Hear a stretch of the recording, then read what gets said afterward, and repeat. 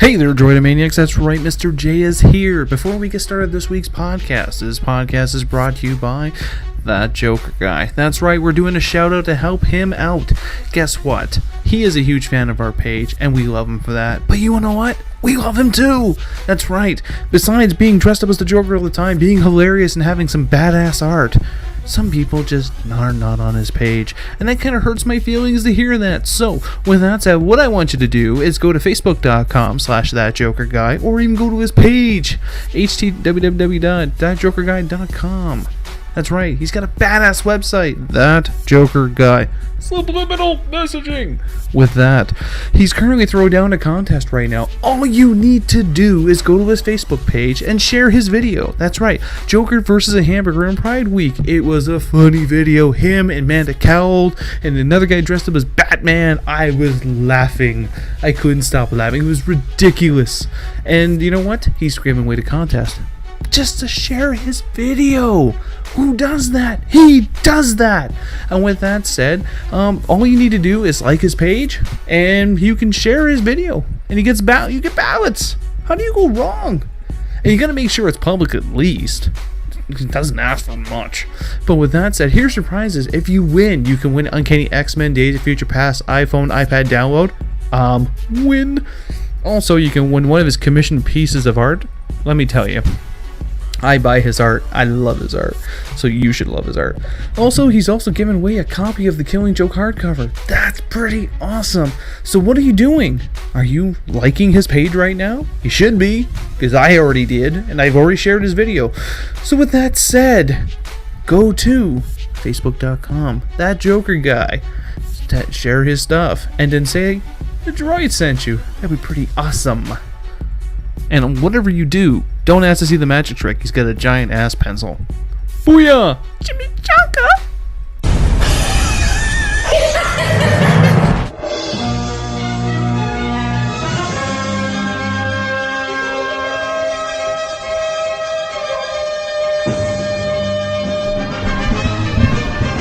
Where to start?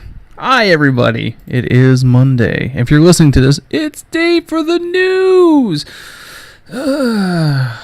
God, is it really July already that I've been running this show for months now? Where does the time go? Do you even know? I don't even know. All I know is that it's hot as fucking ass outside. And it doesn't help that I live in an apartment that they'll freaking upsell you $100 on your fucking rent if you have a fucking air conditioner.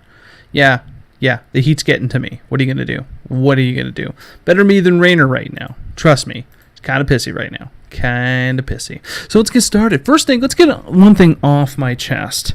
And I'm not going to blame people for getting hold of leaked things. I will blame Hollywood for dropping the ball so goddamn much that it's now beginning to piss me off. I'm not gonna complain and say that I did enjoy seeing Flash months early, and now I've finished watching Constantine pilot months early, but now, which is really stupid. And keep in mind, I'm not a Doctor Who fan, nor will I ever try. I won't say I didn't try, because I'm actually trying to watch the Eccleston era, which I think is season 8, I think. I'm trying, because it takes a lot for me to keep my interest. But when I find out that the Doctor Who scripts leaked online, and the BBC is begging people to stop spoiling it, I'm like, first off, asshole, stop fucking giving everyone pure access to it. Like, it's one thing if you're Quentin Tarantino and you got screwed by the actors. That's one thing. But you must have had this on an open forum, and that's how they grabbed it. Because this is really getting stupid that now Doctor Who's new season could possibly be spoiled before it even comes on the air. I don't know if I'm going to be a fan of Capaldi, because I still have to go through the Tennant era, and then I still have to go through the Matt Smith era. But it's like everyone's just kind of like, hey, he's going to be an okay doctor. I'm like, well, what's the guy to give a chance? Oh, we don't have to worry about that no more because the script's online. Like, Jesus Christ, people, stop fucking with things. Spoiler alert for True Blood. Okay, I'm gonna get this off my chest now. We're about 3 episodes in. Can we say we can all agree that True Blood's getting a little bit crazy? Alsied has bit the dust, which doesn't even make sense why they would kill off that character. He's not, like, he's a main character, but he's not even a full main character. He's just kind of like, oh, look, Johnny's dead. Like, that's the end of it. There wasn't anything else to it. And really, the guy's like, I shot a werewolf. Like, wait a minute. See, the problem with True Blood is that they fucked with the lore a lot, so I'm kind of lost. I thought werewolves can only be killed with, like, silver and whatever, and they'll always survive, blah, blah, blah. Because kind of like vampires, but yeah, it's true, because now you can shoot a vampire in the heart and they explode in a bucket. Oh, you played the bucket game, I see. I think I'm happy that True Blood's wrapping up, because you can just tell, even with Eric Northman's character, which has always been a strong character, is getting put off to the side as, he's kind of, you don't even know why he's sick. Now he's suddenly sick, and you're like,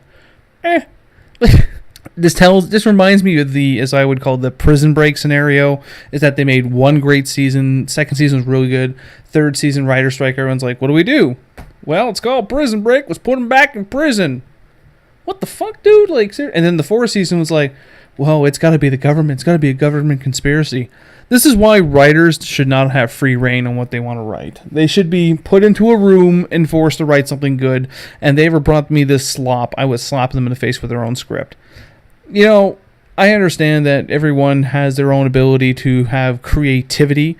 But sometimes just because, you know, you can polish a turd and say it's art, at the end of the day, it's still a piece of shit that's in your hand. Watch The Last Ship.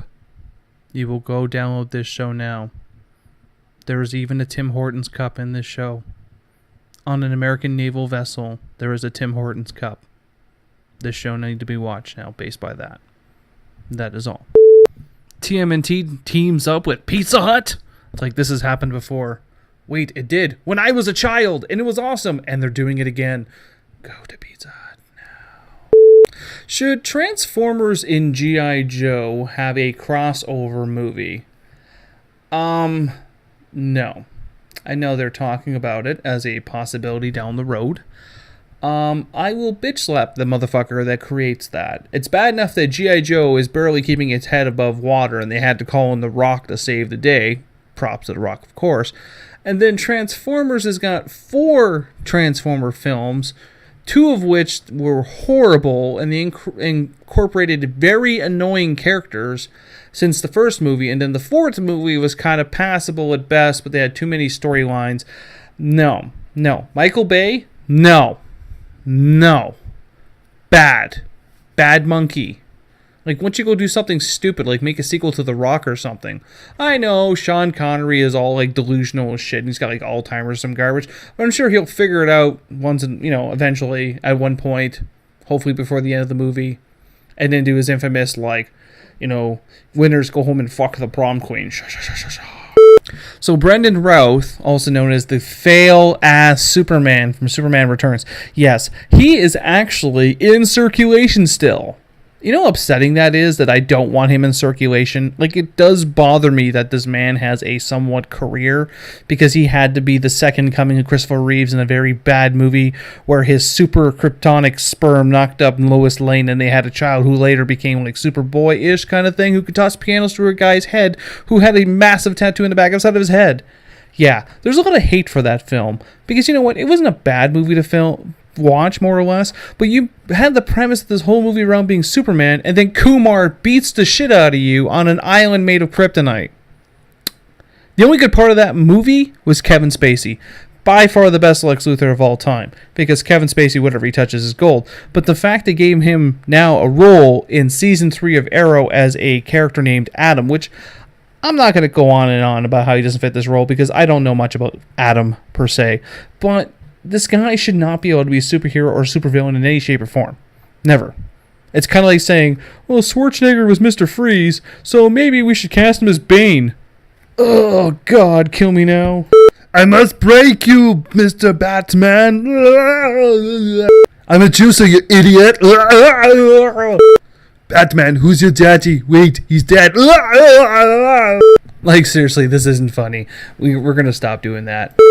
Yeah, it's no longer funny. So with that, we're going to move on to the next topic. Next topic will be the X-Men Days of Future Past Director's Cut confirmed. Can the movie get out of the theater first? Like, there's some things that did bother me about the movie, as much as I put it up on a pedestal, and Rainer even said it was decent. is that a director's cut, that means we're going to watch all the useless footage that wouldn't matter. Like, I mean, they had to cut the movie down. Of course it did. The movie is like almost 3 hours fucking long. Like, it wasn't like Transformers where you were sitting there going, Jesus Christ, hurry the fuck up. You were like in this movie going, this is pretty intense, like camping is what this is. But they're going to show the scenes with Rogue, with Anna Paquin, which, you know what, you don't need to see it. You don't need to see it. It was fine the way it was. You just need to see Anna Paquin for the whole 5 minutes. We were good. And really, why would we want to see more of Storm? Halle Berry did not even want to be in this movie, and it sounds like she was more guilted into being in this movie, so why should we give her the time of day? And I also do know that Jubilee was supposed to be at some point in this film as well, which also didn't show up. That is way too much X-Men for a film, and that's not as much as a complaint, but I mean, there's been multiple X-Men films that had Jubilee in it, and they cut her out because they just didn't want to deal with the backlash. And really, Jubilee's a useless character. Jubilee, save us! Hold on, let me shoot fireworks out of my hand! Pew, pew, pew, pew, pew, pew, pew, pew, pew, pew. See how embarrassing that is? And Deadpool can't get his own movie. What the fuck? AMC's The Walking Dead has a teaser trailer up. Here's my little bitch rant about teaser trailers. That actually teased me. Watching a video of Carol and Tyrese going, oh my god, there's a hold over there. Well, they're not really Australian English, whatever the hell is doing there. But the point is that, oh my god, there's a horde of zombies over there. And that's the end of it. I'm sure there's like 6,000 other things they could have done. Like did a glimpse of Beth, who we don't know where she is right now. That'd be a big one. Like we kind of would like to know where she ended up. But I know I'm already asking for too much, you know, making sense of things. So it's kind of like a waste of time to be like, here, check out this teaser trailer. And you're like, oh, look, it's just Carol being chased by zombies. Like that never happens in the show ever. AMC, maybe you should think about before you pop another one. Just saying. So there's some Star Wars footage floating around the internet saying this is from the movie or film set footage. It's clearly not from the movie. It is probably one of those advertising pieces to promote Star Wars, because I just don't see in Star Wars, with great cities like Coruscant and Alderaan and everything to that effect, that they had buses or had old school airplanes. Doesn't sit well with me. But hey, you know, put it on the internet. Make sure everyone knows that this is happening when it's not. I don't waste the fucking time. Like, these are the type of things that really piss me off. Short of spoilers and shit like that, which I typically get over real quick. But when people are like, oh, look, check out this new footage. Like, and they put up that photo of the Millennium Falcon, which it wasn't, because then J.J. Abrams put up a picture of him saying it wasn't Millennium Falcon. Listen, fanboys, I'm not a Star Wars diehard fanboy. I like Star Wars, but I am not going to purposely start shit to see how many people get attracted to it. I have better things to do with my time. Like, you know, run 4 podcasts a week. That takes up a lot of my time. Oh, I also work. See that? I do a lot of work. So those type of people who are out there, they need to be hit by a fucking bus. And then be stuck in the basement with Kelly Clarkson as she practices her new solo album. Yeah, that sounds like fun. With San Diego ComicCon coming around the corner, we're all excited. We're all damp in the pants, as per se. We have some returning favorites, TV shows that will be premiered at the San Diego ComicCon, which doesn't make sense. Now, I have never been to San Diego ComicCon. I've been to like Fan Expo, Niagara Falls, and a bunch of other ones, but nothing as big as SDCC. But what really doesn't fit, and it didn't, and I noticed this in Fan Expo last year, Sons of Anarchy, as much as I'm a diehard fan of Sons of Anarchy, is not a geek show. It's a show about bikers peddling drugs and guns. Okay. And then they also are promoting 24's. Wait a minute. I thought 24, which I have started watching and I stopped because it just felt so dry. I just couldn't keep up with it. I thought 24 was only come back for like one season, and it was like a mini season series. Like, I know Kiefer's not out of money because now he's the voice of Big Boss in the new Metal Gear. So, kind of confused, guys, why we got to keep revisiting this. And then Bones, David Boreanaz should never have a job. David Boreanaz was good as Angel, and he's made some really bad movies, like the 4th Crow installment, which Rainer agreed with me how horrible it is. Sleepy Hollow, that can fit. It could be geek-related because it's the paranormal. Same with American Horror Story, which was fantastic. Salem, I don't know too much about, and Witches of East End. But these are just a couple of here and there. I'm happy that they're using the San Diego Comic-Con as an outlet to push for these type of shows. We all know Sons of Anarchy's last season is going to end with a bang, and Sleepy Hollow last year wasn't too bad, but I think we're getting away from the fact that the creation of San Diego Comic-Con was to promote comic books, and I feel that that's really taking a back seat nowadays. I go to Comic-Con, sure, I check a couple comics here and there, but it's not as big as before. Like last year, I barely spent anything on comic books. This year, I spent a good chunk. Like, I mean, I dumped a lot of money in comic books, more than I'm willing probably to divulge so people don't mock me publicly. But I think that when you have shows that have nothing to do with a Comic-Con promoting at a Comic-Con, that kind of pisses me off in the degree that we're getting away from what the essence Comic-Con is. Correct me if I'm wrong. The Weinsteins have passed on the third installment of Clerks. Quickly, let's start mocking them. I got nothing either, because what's the point of being mad at a company that goes, wait a minute, maybe Clerks has passed its time. And you can get mad at me for saying that, but it's true. Like, I mean, Clerks has had... You had Clerks, you had Mallrats, you had Dogma, you had Jay and Silent Bob Strike Back, you had Clerks too. Oh, we also have Chasing Amy. My bad. I always forget about Chasing Amy because it doesn't feel like it's attached to it, but I know it is, but it feels like it's not. But maybe it's time Kevin Smith needs to let this baby go. Clerks 2 wasn't bad. First Clerks, everyone agrees it's a classic. It was fucking boring. It was not a good movie at all, except for Shannon Doherty fucking a dead guy. That was pretty much the only good part of it.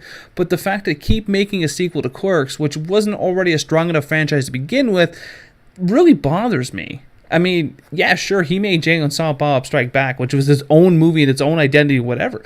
But it was funny. Clerks 2 was funny. I'm not going to say it wasn't. But make a third Clerks movie, it feels like to me you're reaching for money. You're trying to get money. And sure, that's the point of making movies, is to gain money. But is the Jay and Silent Bob Trust Fund drying up? Does Jason Mewes need money? Because, you know, Jason Mewes is unfortunately a typecast character. He will always be known to the world as Jay. That's not his fault. That's just how it works out. Same with Kevin Smith. He will always be Silent Bob. In the movie world, besides that, Kevin Smith is a powerful man in the geek community. He basically essentially pushed out podcasts. Short of him and Adam Carolla, they made it huge. They're one of the inspirations to me to make my own podcast. But at the end of the day, does he need to make a third Clerks movie? No. He can just do another evening with Kevin Smith Part 4 and make probably the same amount, if not more, money without the hassle of making a movie. But that's it for the news this week, guys. Wow, I think this is going to be the longest one, almost 20 minutes long. Whoa. A lot of news covered and a lot of weird Arnold Schwarzenegger moments. Don't judge me. But with that said, thanks for joining in. Obviously, we will have more shows this week. I don't know what they will entail, though. It's been a busy, busy week. We have Fan Expo rapidly gaining in 2 months' time coming up.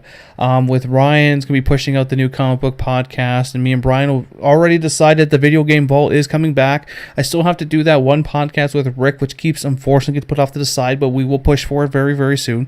There's also been a couple interviews coming up. I think there's a couple people that expressed interest that we want to sit down and talk to as well. So with that said, guys, thanks for listening and making us, it feels good to see that since we have started making podcasts, we started in November, but we officially got a real site. And when I mean real site in terms of real podcasting site, we have an audience of 4,000 people a month, which is pretty big to us. And we've had couldn't even tell you at this point. We get about 4,000 listens a month now. So I don't even know a number. I'm definitely going to say maybe to 30,000, 40,000 listens since we've opened in December. And it means a lot, being as which that we're still pushing to build our website and become more accessible to everybody. So we appreciate you guys listening to us. We love all you guys. And yet again, as always, enjoy your chimichanga.